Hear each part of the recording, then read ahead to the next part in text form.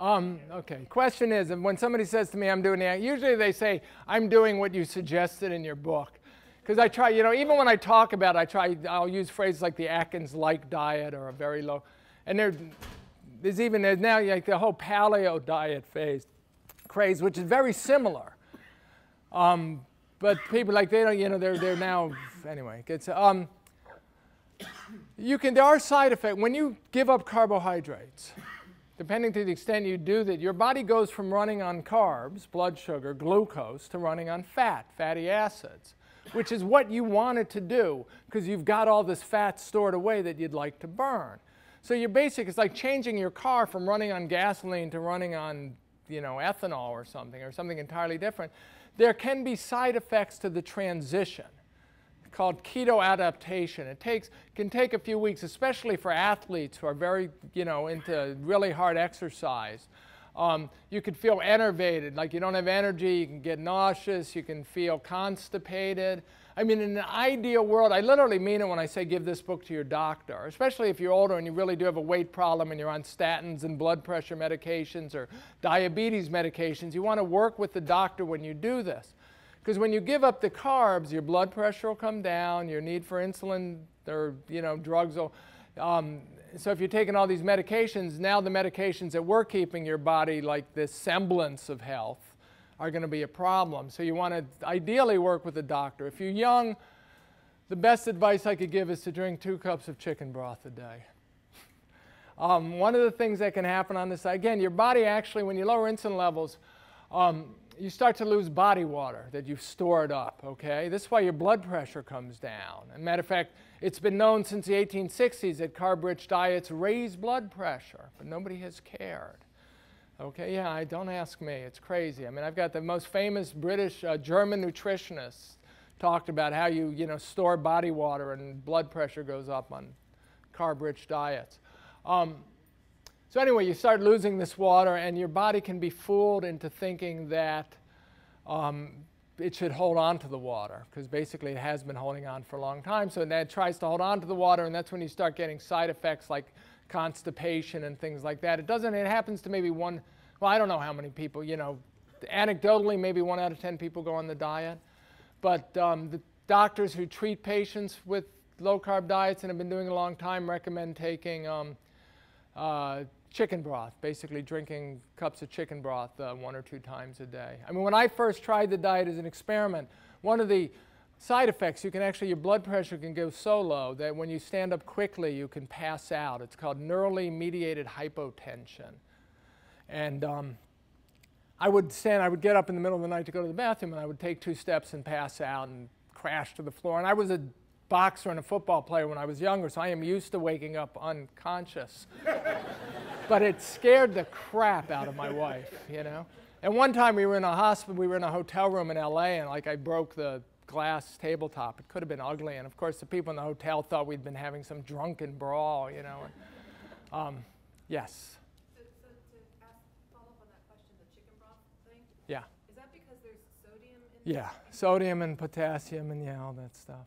Okay, so that you get a little bit of that in your diet because you're not really having prepared foods of that or manufactured foods that have a lot of sodium. You actually don't need the sodium. I mean, you don't really need it, but some people do. Actually, what I did with that, I didn't do the chicken broth, and I literally added 1 piece of toast back to my diet. And that whole, getting up quickly, passing out thing went away. Yeah, I just salted Yeah, but the chicken broth is and you get used to it. It's like, I go to the gym now, I have ice cold chicken broth afterwards, and yes, people think you're weird if they see it.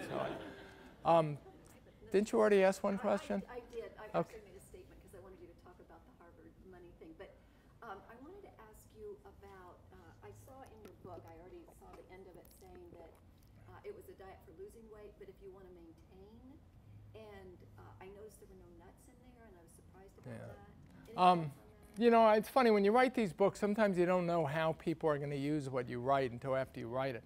So one of the things I did, at the end of the book, I had to give advice. That's why it's why do we get fat and what to do about it. In an ideal world, I would have just written why we get fat because I'm a journalist. I take myself too seriously. But I had to give advice. So what I did is there's a fellow at Duke named Eric Westman, a doctor at Duke University who's been treating people with carb-restricted diets for 10 years. And I asked him for the diet that he used in his clinic, which he actually got originally from the Atkins Foundation.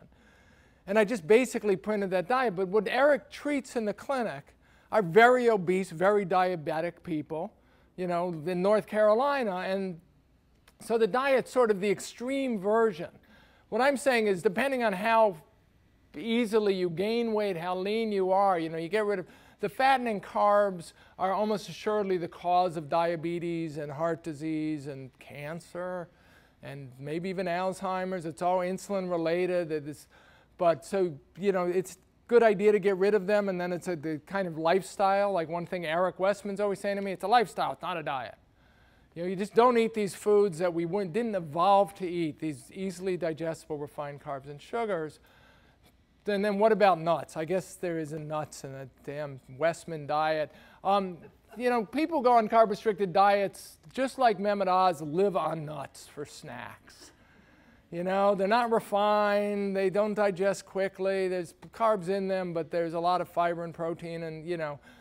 But if you're 300 pounds, and you don't want to be 300 pounds, your body may not be able to tolerate even the carbs and nuts. You know, like we tend to eat spoonfuls of peanut butter and coconut butter, and, you know, instead of putting it on bread, we just eat it. You know, this is what you end up doing in your life, and after a while it seems normal. And but if you're 300 pounds, even the peanut butter might have too many carbs, and it's kind of, some people are so sensitive to this that you just don't know. And one of the problems with a book like mine is I'm writing this book for everyone from, you know, I get emails from, you know, professional bicycle racers, because weight is very important for bike racers, and they want to minimize weight without losing power and endurance. So they end up on these diets and how best to do it, and they end up drinking chicken broth.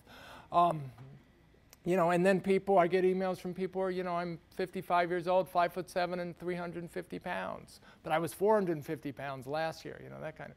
So I'm writing to all those people and talking to all those people. You know, for most people, nuts are fine. You know, great thing. But it's sort of like, what can your body tolerate? You know, if you're 10 pounds overweight or don't want to be those 10 pounds, maybe you don't want the nuts. If you don't care, you know, yeah.